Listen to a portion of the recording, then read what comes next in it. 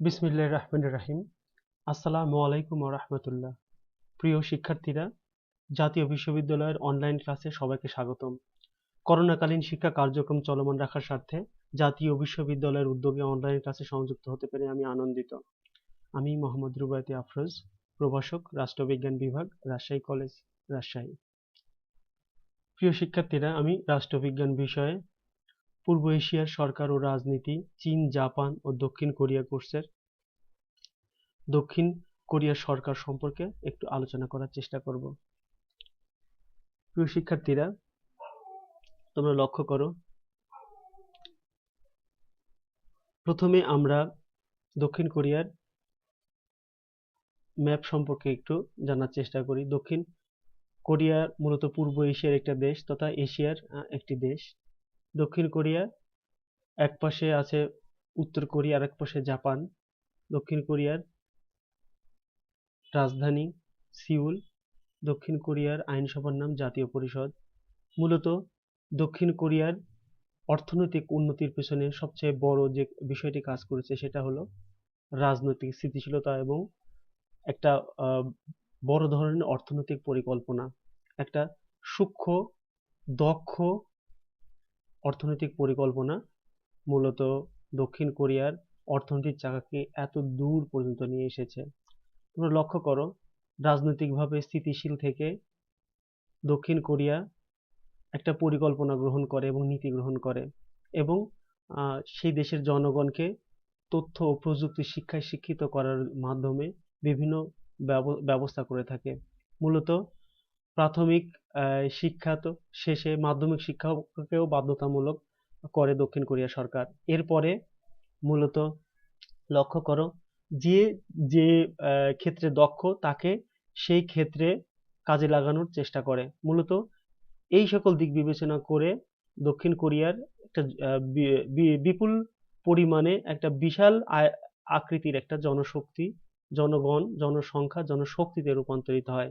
এই জনসংখ্যাগুলোকে নিয়ে দেশের মধ্যে বিভিন্ন ধরনের যে রুট এরিয়া থেকে একদম শহর বা নগর অঞ্চল পর্যন্ত মূলত শিল্প কলকারখানা স্থাপন করে এবং এই তথ্য প্রযুক্তি জ্ঞান সম্পন্ন লোকবলকে এসব জায়গায় নিয়োগ করে অর্থনৈতিক চাকাকে আরো বেশি বেগবান বা আরো বেশি গতিশীল করে তোলে। পরবর্তীতে এই সব লোক সংখ্যা যখন দেশের শিল্প কলকারখানার তুলনায় অধিক হয়ে যায়, ট্রেন্ড আপ হয়ে যায়, তখন এই লোকবলগুলোকে দক্ষিণ কোরিয়া সরকার কিন্তু অন্য দেশে রপ্তানি করে প্রচুর পরিমাণে বৈদেশিক রেমিটেন্স বা বৈদেশিক মুদ্রা অর্জন করতে সক্ষম হয়। প্রিয় ছাত্রছাত্রীরা, তোমরা লক্ষ্য করো যে দক্ষিণ কোরিয়ার উন্নয়নের পেছনে অনেকগুলো কারণ আছে।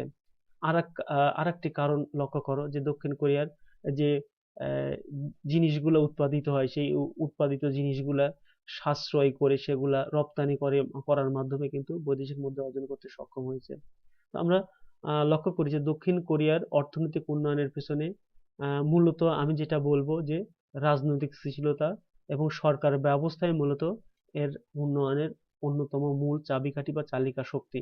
যে কোনো দেশের সরকার ব্যবস্থা যদি সুষ্ঠু, সুন্দর বা আহ, একটা ফ্রেমের মধ্যে থাকে এবং জনগণের কল্যাণে কাজ করে, গণতান্ত্রিকভাবে কাজ করে এবং জনগণকে ঐক্যবদ্ধ করে তোলে, সেই অবস্থা থেকে যদি সরকার পরিচালিত হয় তাহলে সে দেশের উন্নয়ন অবশ্যম্ভাবী। এরপর আমরা লক্ষ্য করি দক্ষিণ কোরিয়া সরকার। আসলে সরকার পড়ানোর আগে আমাদের যে জিনিসটি সবচেয়ে জানা বেশি জরুরি, আমরা জানি সরকার মূলত তিনটি স্তম্ভের উপর প্রতিষ্ঠিত। একটা হচ্ছে আইন বিভাগ, বিচার বিভাগ এবং শাসন বিভাগ। অর্থাৎ এই তিনটি স্তম্ভের সমন্বয়ে কিন্তু সরকার গঠিত হয় এবং সরকারের সমস্ত কার্যক্রম পরিচালনা করে। মূলত দক্ষিণ কোরিয়ার এই সরকার কিন্তু আহ, ক্ষমতা স্বতন্ত্রীকরণ নীতি কিন্তু স্বীকার করা হয়েছে। বিচার বিভাগকে কিন্তু স্বাধীনভাবে তাদের কাজকর্ম করতে দেওয়া হয়। আইন বিভাগও কিন্তু তাদের কাজকর্ম স্বাধীনভাবে করে এবং মূলত দক্ষিণ কোরিয়ার শাসন ব্যবস্থা রাষ্ট্রপতি শাসিত শাসন ব্যবস্থা এবং রাষ্ট্রপতি মূলত তার ক্ষমতা যথেষ্ট পরিমাণে ভোগ করতে পারে, কিন্তু যদি কোনো বিষয় বা কোনো আইন যদি জাতীয় পরিষদে পাশ করতে চায় তাহলে ওই জাতীয় পরিষদের 2/3 সদস্য যদি ওই প্রস্তাব বা ওই আইনের বিরুদ্ধে যদি ভোট প্রদান করে তাহলে কিন্তু ওই আইন আর পাশ হবে না।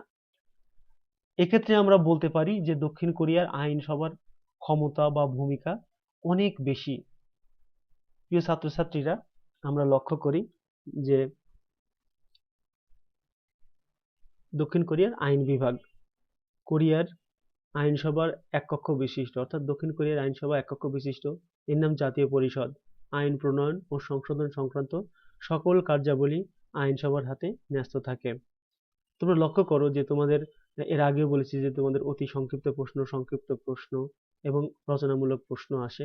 তো এর মধ্যে রচনামূলক প্রশ্ন আসতে পারে যে আইন বিভাগের ক্ষমতা ও কার্যাবলী আলোচনা করো। আইন বিভাগ বলতে কি বোঝো? কিংবা শাসন বিভাগের ক্ষমতা ও কার্যাবলী আলোচনা করো, কিংবা বিচার বিভাগ সম্পর্কে আলোচনা করো। এবং সংক্ষিপ্ত, অতি সংক্ষিপ্ত প্রশ্নের মধ্যে আইন বিভাগ। দক্ষিণ কোরিয়ার আইনসভা কয় কক্ষ বিশিষ্ট? দক্ষিণ কোরিয়ার আইনসভার নাম কি? দক্ষিণ কোরিয়ার এই জাতীয় প্রশ্ন আর কি আসতে পারে। এরপরে আমরা লক্ষ্য করি যে দক্ষিণ কোরিয়ার জাতীয় পরিষদ, ন্যাশনাল অ্যাসেম্বলি অফ সাউথ কোরিয়ার একটি স্থির চিত্র লক্ষ্য করো। ন্যাশনাল অ্যাসেম্বলির স্ট্রাকচারটা লক্ষ্য করো। অধিবেশন চলাকালীন সময়ে ন্যাশনাল অ্যাসেম্বলির একটি স্থির চিত্র। দক্ষিণ কোরিয়ার জাতীয় পরিষদের কার্যক্রম বা অধিবেশন চলাকালীন সময়ে একটা স্থির চিত্র।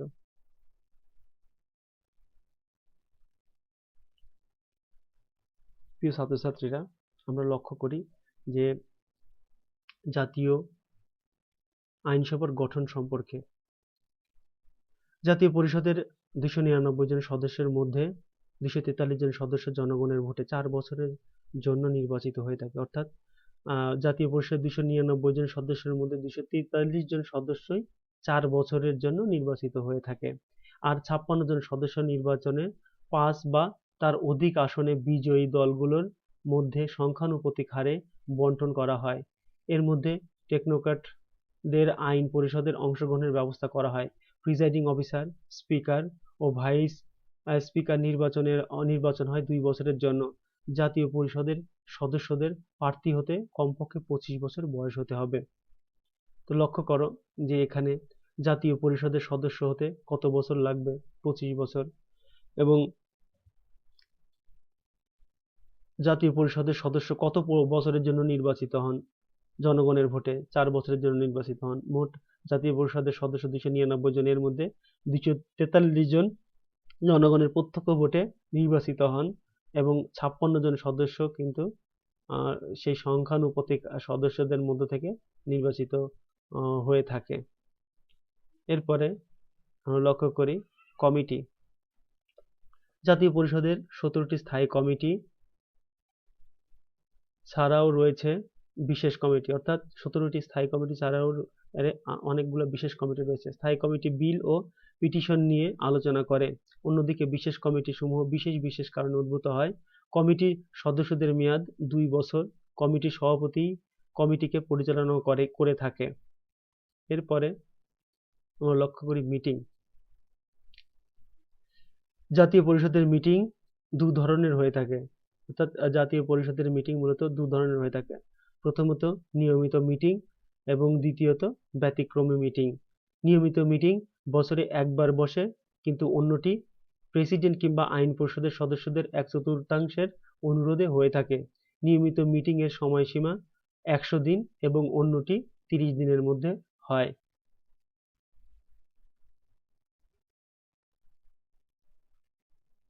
এরপরে আমরা লক্ষ্য করি কার্যাবলী। অন্যান্য দেশের আইন বিভাগের মতো কোরিয়ার আইনসভা আইন বিভাগও কতিপয় কার্যাবলী সম্পাদন করে থাকে। এগুলো হলো: 1. বিলের উপর আলোচনা ও বিদেশ নীতি। প্রিয় ছাত্রছাত্রীরা, লক্ষ্য করো যে জাতীয় পরিষদের সদস্যরা কোনো বিল উত্থাপন করলে স্পিকার সংশ্লিষ্ট কমিটিকে তদ সম্পর্কিত আলোচনার জন্য বলেন। কমিটি বিল সম্পর্কে জাতীয় পরিষদকে রিপোর্ট প্রদান করে।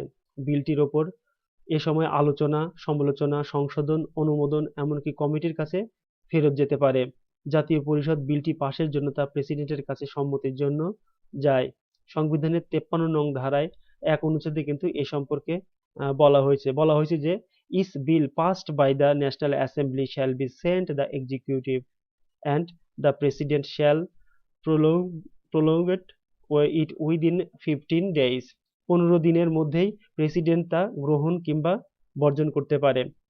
প্রেসিডেন্ট ভেটো প্রদান করার পরও যদি জাতীয় পরিষদের 2/3 সদস্য কর্তৃক তা পাশ হয় তবে বিলটি আইনে পরিণত হবে।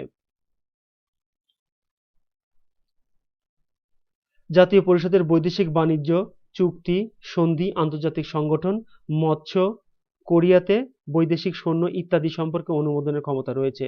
এছাড়া জাতীয় পরিষদ যুদ্ধ ঘোষণা, বিদেশে সৈন্য প্রেরণ ইত্যাদি বিষয়ে অনুমোদন দিয়ে থাকে। এরপরে আমরা লক্ষ্য করি রাজস্ব বিষয়ক তদন্ত, অর্থাৎ রাজস্ব বিষয়ক তদন্ত কিভাবে করে সে সম্পর্কে আমরা একটু আলোচনা করার চেষ্টা করব। প্রিয় শিক্ষার্থীরা লক্ষ্য করো যে বাজেট সংক্রান্ত বিষয়ে জাতীয় পরিষদ ব্যাখ্যা দিয়ে থাকে। শাসন বিভাগ নতুন অর্থবছর শুরুর কমপক্ষে 90 দিন পূর্বে বাজেট সম্পর্কিত বিল উত্থাপন করে। সংবিধানের 54 নং ধারাতে বলা হয়েছে যে the National assembly deliberates and decides upon the national budget bill. The executive formulates the budget bill for each fiscal year and submits it to the National Assembly within 19 days before the beginning of a fiscal year. The National Assembly decides upon it within 30 days before the beginning of the fiscal year. তবে নতুন অর্থবছর শুরুর কমপক্ষে 30 দিন আগে জাতীয় পরিষদ সিদ্ধান্ত দিয়ে থাকে। জাতীয় পরিষদ সরকারি হিসাব নিকাশ প্রদর্শন করে থাকে। এরপরে আমরা লক্ষ্য করি ক্ষমতা সম্পর্কিত প্রশাসন, অর্থাৎ ক্ষমতা সম্পর্কিত যে প্রশাসন আছে সে সম্পর্কে আমরা একটু লক্ষ্য করি। জাতীয় পরিষদ রাষ্ট্র সম্পর্কিত বিষয় তদন্ত করে। সংবিধানের 61 নম্বর ধারাতে বলা হয়েছে যে the National assembly May inspect affairs of state or investigate specific matters of state affairs। জাতীয় পরিষদ জিজ্ঞেস করলে শাসন বিভাগের সদস্যগণ এমনকি প্রধানমন্ত্রী পর্যন্ত উত্তর দিয়ে থাকে।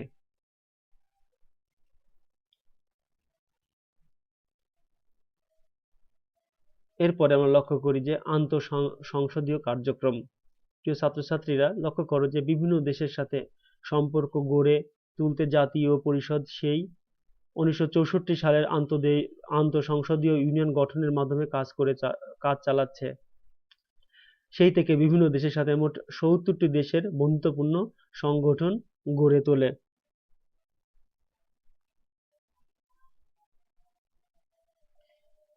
লক্ষ্য করো government structure of the Republic of Korea, legislative, executive, judiciary, president, prime minister।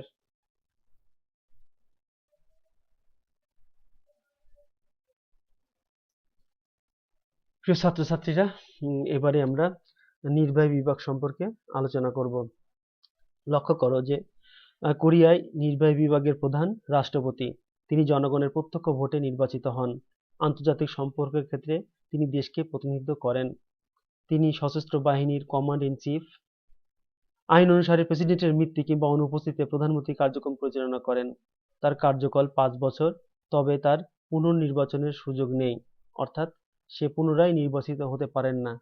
মানে একবার প্রেসিডেন্ট হবার পরে দ্বিতীয়বার প্রেসিডেন্ট হতে পারেন না। তাহলে প্রিয় বিদ্যার্থীরা তোমরা এখান থেকে কি শিখলা? একটা প্রেসিডেন্টের মেয়াদকাল কতদিন?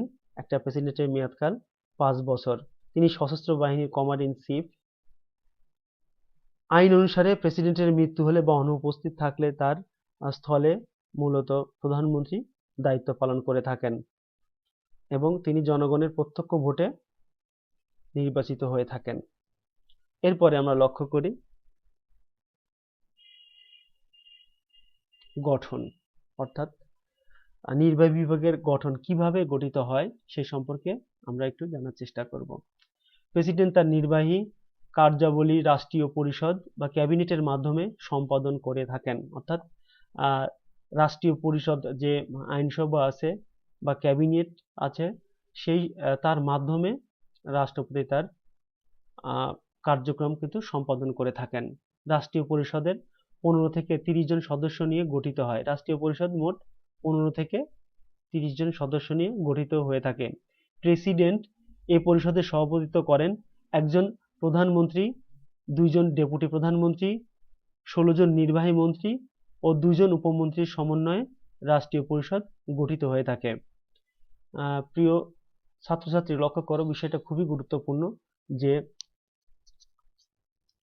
রাষ্ট্রীয় পরিষদের 15 থেকে 30 জন সদস্য নিয়ে গঠিত হয়ে থাকে। প্রেসিডেন্ট এ পরিষদের সভাপতিত্ব করে, অর্থাৎ নির্বাহী পরিষদের সভাপতিত্ব করেন কে? এটা প্রেসিডেন্ট করেন। একজন প্রধানমন্ত্রী, 2 জন ডেপুটি প্রধানমন্ত্রী, 16 জন নির্বাহী মন্ত্রী এবং 2 জন উপমন্ত্রীর সমন্বয়ে কিন্তু এই রাষ্ট্রীয় পরিষদ গঠিত হয়ে থাকে। এরপরে আমরা লক্ষ্য করি প্রেসিডেন্টের ক্ষমতা ও কার্যাবলী। অর্থাৎ প্রেসিডেন্টের ক্ষমতা সাধারণত 6 ধরনের হয়ে থাকে। 6টি ক্ষেত্র বিদ্যমান। প্রেসিডেন্টের ক্ষমতা সাধারণত 6টি ক্ষেত্র বিদ্যমান। এই 6টি ক্ষেত্র সম্পর্কে আমরা একটু আলোচনা করার চেষ্টা করব। 1. রাষ্ট্রপ্রধান হিসাবে। প্রিয় ছাত্রছাত্রী, তোমরা লক্ষ্য করো যে প্রেসিডেন্ট রাষ্ট্রপ্রধান হিসাবে তার ক্ষমতা ও কার্যাবলী সম্পাদন করে থাকেন। লক্ষ্য করো, প্রেসিডেন্ট রাষ্ট্রপ্রধান হিসাবে জাতীয় ঐক্যের প্রতীক ও পররাষ্ট্র বিষয়ে জাতীয় প্রতিনিধিত্ব করে থাকেন। তিনি সকল বৈদেশিক কূটনীতিককে স্বাগত জানান, সকল সরকারি আনুষ্ঠানিকতা পালন করে থাকেন। তিনি জাতীয় স্বাধীনতা ও নিরাপত্তা রক্ষার জন্য এবং সংবিধান রক্ষার শপথ নিয়ে থাকেন। তিনি কোরিয়ার শান্তিপূর্ণ একত্রীকরণকেও উদ্যোগ গ্রহণ করে থাকেন। সংবিধানের 4th অধ্যায়ে 66 নং ধারাতে এ সম্পর্কে বিস্তারিত উল্লেখ রয়েছে। এরপরে লক্ষ্য করো শাসন বিভাগের প্রধান, অর্থাৎ মূলত শাসন বিভাগের প্রধান হচ্ছেন রাষ্ট্রপতি। তোমরা লক্ষ্য করো, শাসন বিভাগের প্রধান হিসাবে প্রেসিডেন্ট সকল আইন বলবৎ করেন, অর্থাৎ প্রেসিডেন্টই শাসন বিভাগের প্রধান হিসাবে আইন বলবৎ করে থাকেন।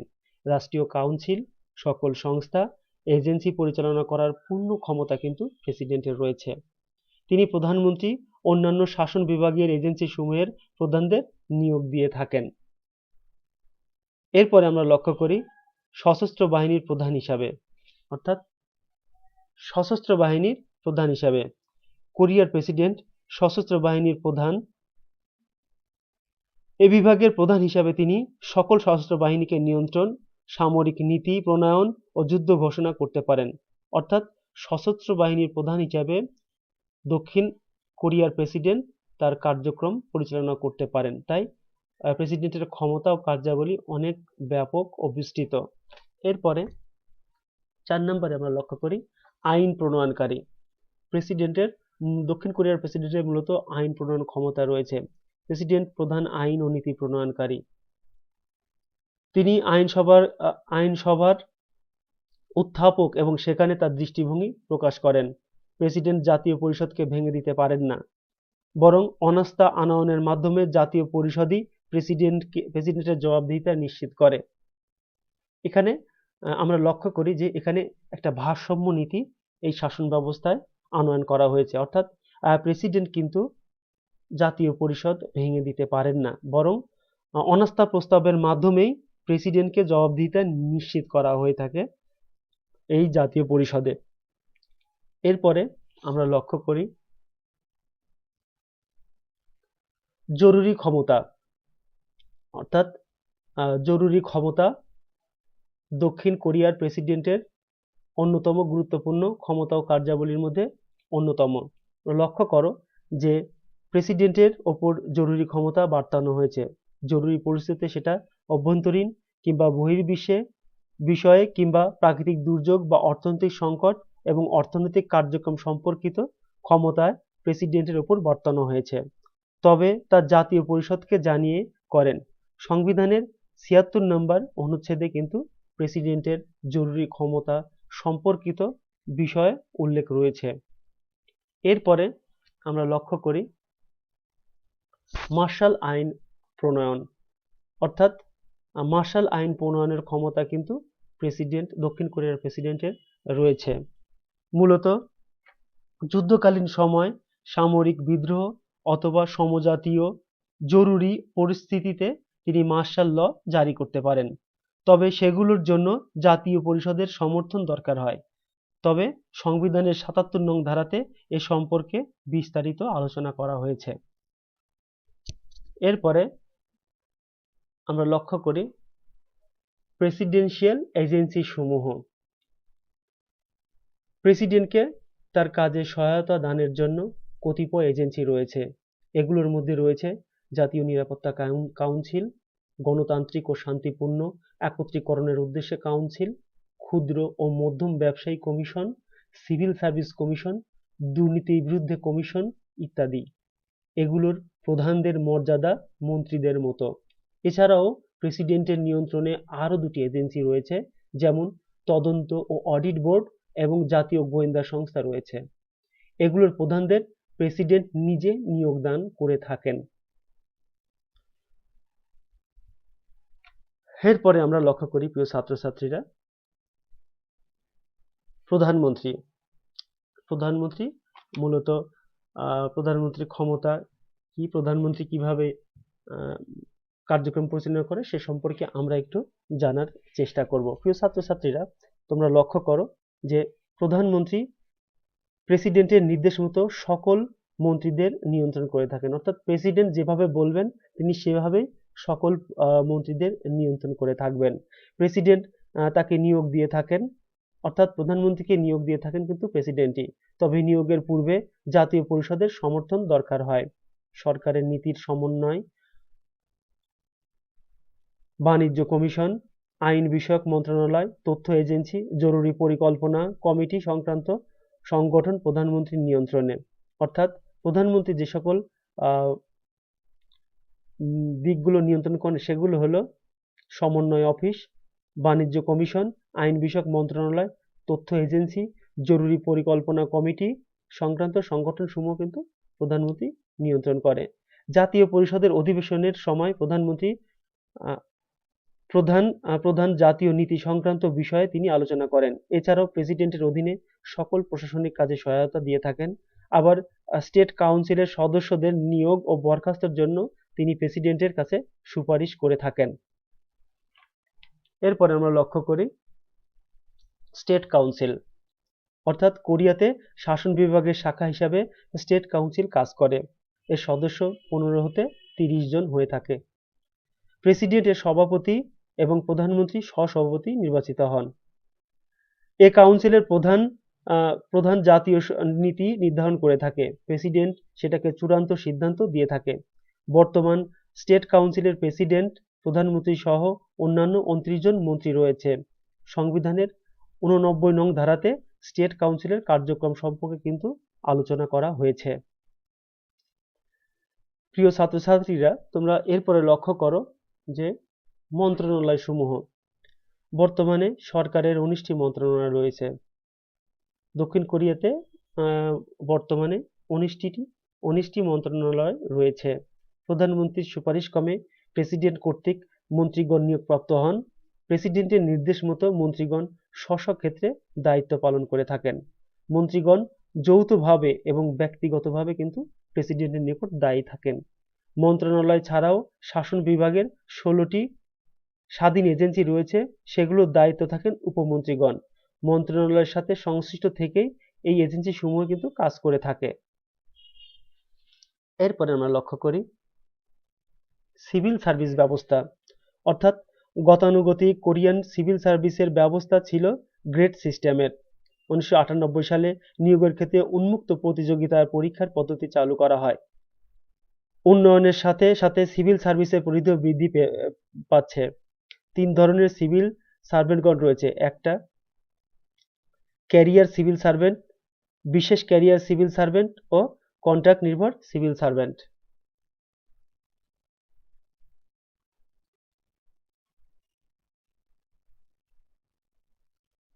এরপরে আমরা লক্ষ্য করি যে স্থানীয় সরকার, অর্থাৎ দক্ষিণ কোরিয়ার সংবিধানের মূলত 117 নম্বর ধারাতে স্থানীয় জাতীয় আইনের সাথে সাদৃশ্য রেখে স্থানীয় নীতি গ্রহণের কথা বলা হয়েছে। অর্থাৎ দক্ষিণ কোরিয়ার সংবিধানের 117 নম্বর অনুচ্ছেদে কিন্তু স্থানীয় সরকারের কথা উল্লেখ রয়েছে। স্থানীয় সরকারের প্রাদেশিক স্বায়ত্তশাসন ক্ষমতা রয়েছে। অবশ্য স্থানীয় সরকারের প্রধানদের কেন্দ্রীয় সরকারই নিয়োগ দিয়ে থাকেন। স্থানীয় পর্যায়ে প্রতি 4 বছর অন্তর অন্তর নির্বাচনের রীতি রয়েছে। সংবিধানের 117 নম্বর ধারাতেই স্থানীয় সরকার সম্পর্কে আলোচনা করা হয়েছে।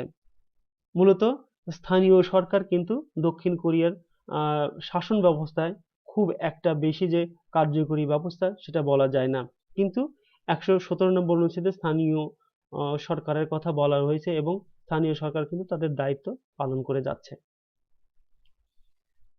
প্রিয় ছাত্রছাত্রীরা, এরপরে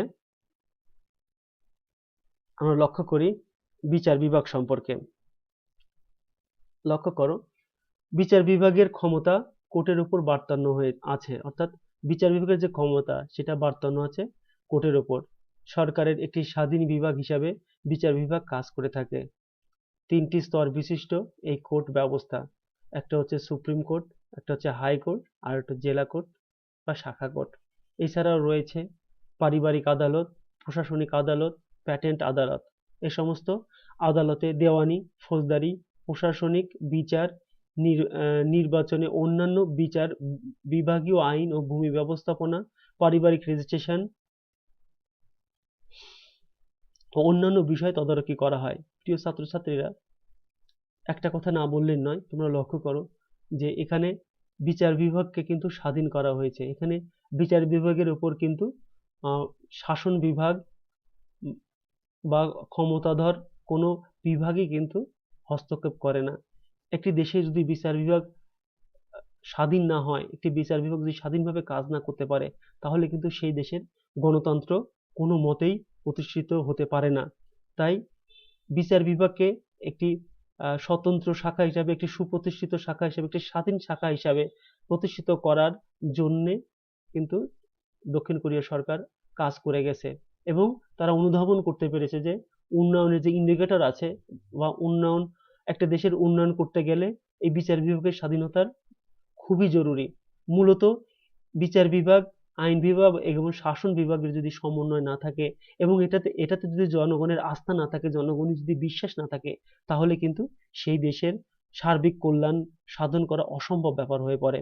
তাই বলা যায় যে দক্ষিণ কোরিয়ার এত উন্নয়নের পেছনে বিচার বিভাগের স্বাধীনতাও একটি মাইল ফলক হিসাবে কাজ করে আসছে।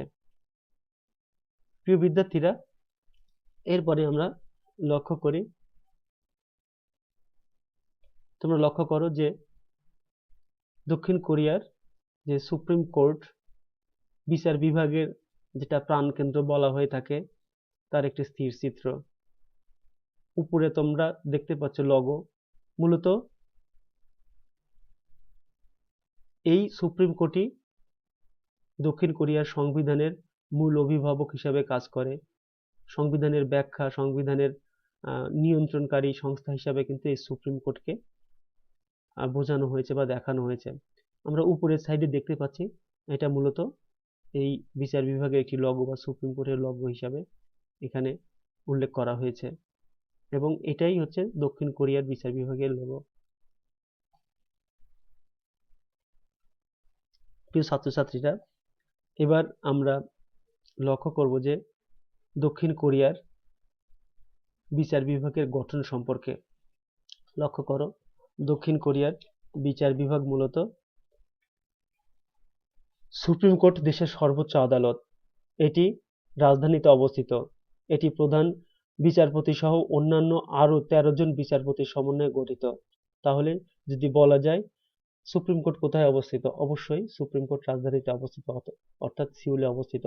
এটা প্রধান বিচারপতি সহ মোট 13 জন বিচারপতি নিয়ে কিন্তু এই সুপ্রিম কোর্ট গঠিত হয়। আঞ্চলিক পর্যায়ে এই সুপ্রিম কোর্টের বিচার কার্যক্রম শুরু হয়। সুপ্রিম কোর্ট প্রেসিডেন্টের বৈধতা নিয়েও বিচার করতে পারে। এই বিভাগকে প্রশাসনিক বিষয়ের ক্ষমতা রয়েছে। বিচার সংক্রান্ত বিভিন্ন অভ্যন্তরীণ নীতিমালা নিয়ে কাজ করে।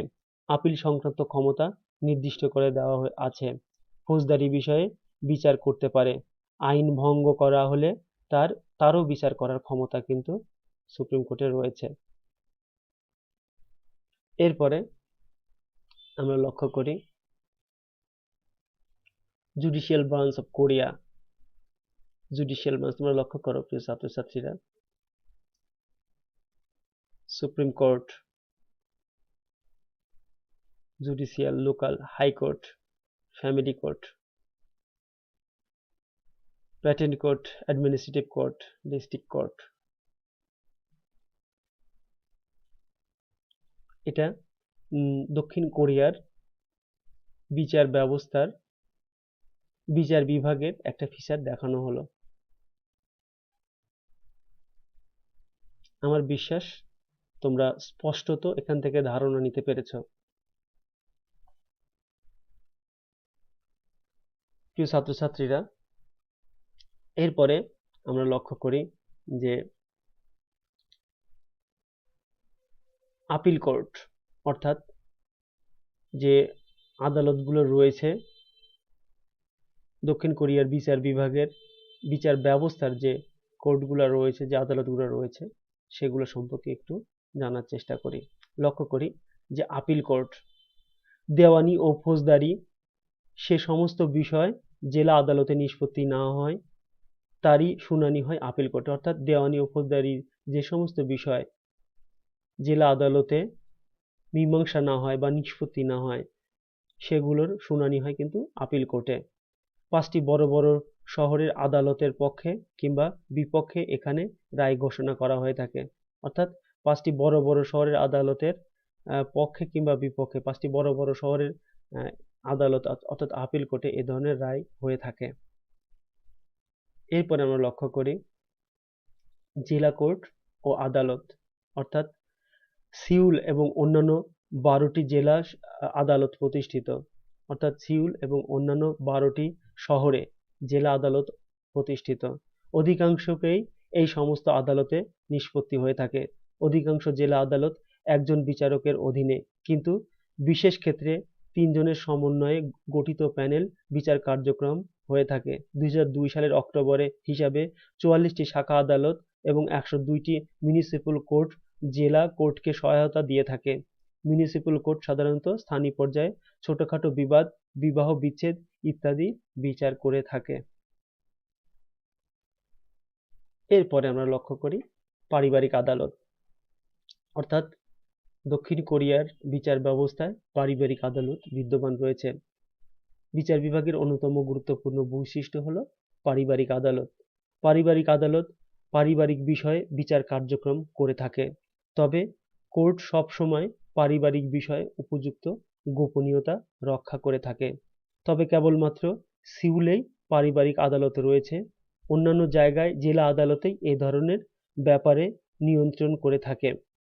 প্রিয় ছাত্রছাত্রীরা লক্ষ্য করো যে শহর এলাকায় বা রাজধানী এলাকায় পারিবারিক দ্বন্দ্ব কলহ একটু বেশি হয়ে থাকে।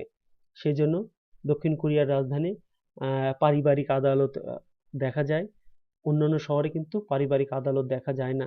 এবং অন্যান্য শহরগুলো পারিবারিক যে সমস্যা সংক্রান্ত বিষয়াদি কিন্তু যে জেনারেল আদালতগুলো আছে সেই আদালতগুলোই কিন্তু এই সকল বিরোধ মীমাংসার নিষ্পত্তি করে থাকে। এরপরে আমরা লক্ষ্য করি প্রশাসনিক কোর্ট। 1998 সালে 1 মার্চ প্রশাসনিক আদালত সিভিল প্রতিষ্ঠিত হয়। অর্থাৎ 1998 সালের 1 মার্চ প্রশাসনিক আদালত প্রতিষ্ঠিত হয়। তবে অন্যান্য জায়গায় জেলা আদালত এ ধরনের কাজ করে থাকে। মূলত প্রশাসনিক কোর্ট প্রশাসনিকভাবে কাজ করে থাকে, প্রশাসনিক বিচার কার্য পরিচালনা করে থাকে। এরপরে আমরা লক্ষ্য করি যে প্যাটেন্ট কোর্ট। 1998 সালের 1 মার্চ প্যাটেন্ট কোর্ট প্রতিষ্ঠিত হয়। প্যাটেন্ট অফিস কর্তৃক সিদ্ধান্ত পুনর্বিবেচনা করা হয় এখানে, তবে সুপ্রিম কোর্টই শেষ পর্যন্ত সিদ্ধান্ত দেয়। এরপরে আমরা লক্ষ্য করি কোর্ট মার্শাল। কোর্ট মার্শাল সামরিক বাহিনীর লোকদের বিচার এখানে করা হয়। মূলত কোর্ট মার্শাল সামরিক বাহিনীর এখানে বিচার করা হয়ে থাকে। এরপরে আমরা লক্ষ্য করি যে সুপ্রিম কোর্টের বিচারপতিদের যোগ্যতা ও নিয়োগ। সুপ্রিম কোর্টের বিচারপতিদের যোগ্যতা ও নিয়োগ সম্পর্কে আমরা একটু আলোচনা করার চেষ্টা করব। প্রিয় ছাত্রছাত্রীরা, তোমরা লক্ষ্য করো যে সুপ্রিম কোর্টের প্রধান বিচারপতিদের বয়স কমপক্ষে 40 বছর হতে হয় এবং বিচার কাজে 15 বছরের অভিজ্ঞতা তদারকি করা হয়। তবে বিচারপতি হতে হলে তাকে জাতীয় বিচার বিভাগীয় পরীক্ষায় অংশগ্রহণ, 2 বছরের জন্য প্রশিক্ষণ এবং বিচার বিভাগীয় গবেষণা ও প্রশিক্ষণ ইনস্টিটিউটে নিতে হবে এবং আরও 2 বছর শিক্ষানবিশ বিচারক হিসাবে থাকতে হবে। প্রধান বিচারপতি জাতীয় পরিষদের সম্মতিতে প্রেসিডেন্ট কর্তৃক নিয়োগপ্রাপ্ত হবেন। তবে অন্যান্য বিচারকগণ জাতীয় পরিষদ ও প্রধান বিচারপতির সম্মতিতে প্রেসিডেন্ট কর্তৃক নিয়োগপ্রাপ্ত হন। নিম্ন আদালতের বিচারকগণ প্রধান বিচারপতি কর্তৃক নিয়োগপ্রাপ্ত হন। সুপ্রিম কোর্টের প্রধান বিচারপতি 6 বছরের জন্য নিয়োগপ্রাপ্ত হন এবং তিনি পুনর্নির্বাচিত হতে পারবেন না। প্রধান বিচারপতি অবসরের গ্রহণের বয়সসীমা হচ্ছে 70 বছর। সুপ্রিম কোর্ট অন্যান্য বিচারপতিদের 6 বছরের জন্য নিয়োগপ্রাপ্ত হন, পুনর্নির্বাচিত হতে পারেন না। তাদের অবসর যাওয়ার বয়স হচ্ছে 65 বছর। অন্যান্য বিচারপতিদের মেয়াদ 10 বছর, তারা পুনর্নির্বাচিত হতে পারেন এবং এদের সময়সীমা থাকে 63 বছর, বয়সসীমায় থাকে 63 বছর। এরপরে আমরা লক্ষ্য করি যে পদমর্যাদার নিশ্চয়তা, অর্থাৎ পদমর্যাদা কিভাবে নিশ্চয়তা করা হয় সেটা সম্পর্কে আমরা লক্ষ্য করি। বিচারপতিদের পদমর্যাদা রক্ষার জন্য সাংবিধানিকভাবে সময়সীমা নির্দিষ্ট করা রয়েছে, তবে তাদের বিরুদ্ধে অন্যান্য অনাস্থা প্রস্তাব না আনা পর্যন্ত তাদের বরখাস্ত করা যাবে না। এই অনাস্থা আনতে পারে বিচার বিভাগীয় ডিসিপ্লিনকারী কমিটি। এরপরে আমরা লক্ষ্য করি বিচার বিভাগীয় প্রশাসন। মূলত সুপ্রিম কোর্টের ওপরই বিচার বিভাগীয় প্রশাসনিক দায়িত্ব বর্তানো। প্রধান বিচারপতি সকল কোর্টের প্রশাসনিক দায়িত্ব কর্তব্য সম্পর্কে লিখিত মতামত জাতীয় পরিষদকে জানায়। সুপ্রিম কোর্ট বিচারপতিদের কাউন্সিল 14 জন বিচারপতির সমন্বয়ে গঠিত, যার সভাপতি থাকেন প্রধান বিচারপতি। এই কাউন্সিলে নিম্ন আদালতের বিচারপতিদের নিয়োগ দান করে এবং সুপ্রিম কোর্টের বাজেট অন্যান্য বিষয়ে নিয়ম কানুন তৈরি করে। কোর্টের প্রশাসনিক মন্ত্রণালয় মূলত সুপ্রিম কোর্টের নির্দেশে পালন করে থাকে। সুপ্রিম কোর্টের প্রধান বিচারপতি ও অন্যান্য বিচারপতিদের মধ্য হতে মন্ত্রী নিয়োগ করে থাকেন। এই মন্ত্রণালয়ের 3 অফিসের, যেমন পরিকল্পনা ও সমন্বয়, বিচার বিভাগ, নীতি ও গবেষণা, কর্মচারী ব্যবস্থাপনা ও 4টি সমন্বয়ে গঠিত। বিচার বিভাগীয় গবেষণা ও প্রশিক্ষণ ইনস্টিটিউট মূলত শিক্ষা বিষয়ক বেঞ্চ ও কর বিষয়ক প্রতিষ্ঠান। এই প্রতিষ্ঠানের সদ্য শাসন করা বিচারপতিদের তাত্ত্বিক ও হাতে কলমে শিক্ষার বন্দোবস্ত করা হয়ে থাকে।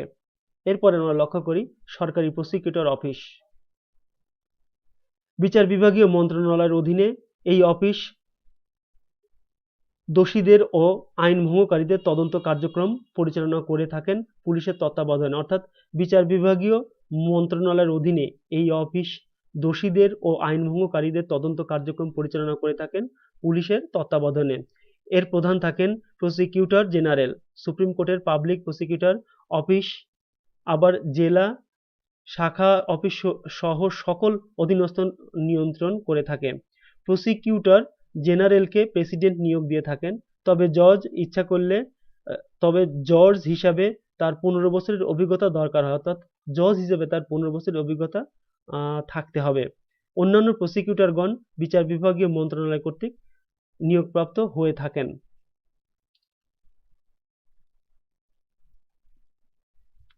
প্রিয় শিক্ষার্থীরা, মূলত দক্ষিণ কোরিয়ার বিচার বিভাগের গঠন কাঠামো কার্যক্রম এই পর্যন্তই ছিল। তোমরা লক্ষ্য করো যে দক্ষিণ কোরিয়ার প্রত্যেকটা জায়গাতে শাসন বিভাগ থেকে শুরু করে, আইন বিভাগ থেকে শুরু করে, বিচার বিভাগ, প্রত্যেকটা জায়গার ক্ষমতা আলাদা আলাদা এবং স্বতন্ত্র, একটু ব্যতিক্রম অন্য দেশের তুলনায়। অন্য দেশে যেমন ক্ষমতা কুক্ষিগত করে রাখে, দক্ষিণ কোরিয়ার শাসন ব্যবস্থায় কিন্তু এরকম ক্ষমতা কুক্ষিগত রাখা হয়নি, বরং তারা প্রত্যেকটা বিভাগে তাদের মর্যাদা অনুযায়ী ক্ষমতা প্রদান করেছেন। যার যেরূপ মর্যাদা, যার যেরকম যোগ্যতা, সেই যোগ্যতা মর্যাদা অনুযায়ী কিন্তু সে সকল ক্ষমতা প্রদান করেছেন এবং বিধিবদ্ধভাবে কিন্তু এই প্রশাসন কার্যক্রম বা রাষ্ট্র পরিচালনা করতে সক্ষম হচ্ছেন এবং সরকার সুবিন্যস্তভাবে সমস্ত কার্যক্রম পালন করে আসছে। এক বিভাগ অন্য বিভাগকে কোনোভাবেই হস্তক্ষেপ করে না। হস্তক্ষেপ না করে কিভাবে সুন্দর সুচারুভাবে কাজ করা যায়, দক্ষিণ কোরিয়ার শাসন ব্যবস্থা এর আদর্শ উদাহরণ হিসাবে প্রতিফলিত হতে পারে। আমাদের মতো উন্নয়নশীল দেশ যদি এই দেশগুলোকে ফলো করে এবং এই দেশের আদলে যদি রাষ্ট্র প্রতিষ্ঠার কথা চিন্তা করে, তাহলে আমার মনে হয় যে আমাদের এই দেশ, আমাদের এই বাংলাদেশ একদিন উন্নত দেশে পরিণত হবে। এটাই আশা করছি ইনশাআল্লাহ। তো প্রিয় ছাত্রছাত্রীরা, এই ছিল আজকের ক্লাস। তোমরা ভালো থেকো, সুস্থ থেকো।